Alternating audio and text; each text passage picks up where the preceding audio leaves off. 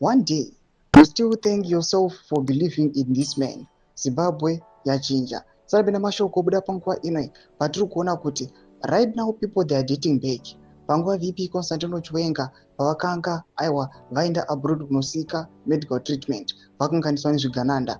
Panguva ino people they are saying iri harizimbori laki kana kuti hakuzi dzoro dzagenerali dzakavaponesa, but zvanga zvakarongwa nematenga kuti VP Constantino Chiwenga vari kufanira kusevhaivha kuti vagosunungura vagari venyika yeZimbabwe from zvigananda. Munguva inotevera ndobva subscribe or like on the bell icon.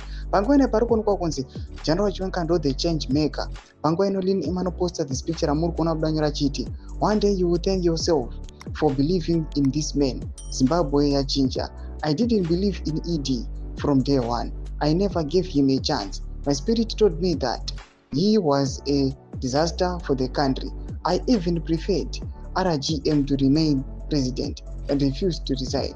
When people were celebrating his resignation, I was broken, lying down on my stomach, praying for Zimbabwe's dark days that were to follow.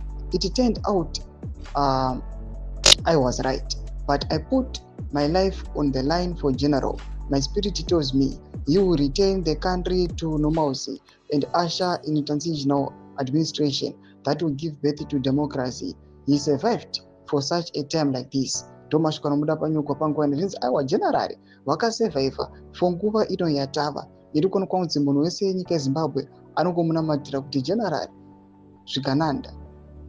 Nyika yedu yotongwa nezvigananda here. Right now tichibva pama2023 elections, they promised what they promised, but right now they've already diverted.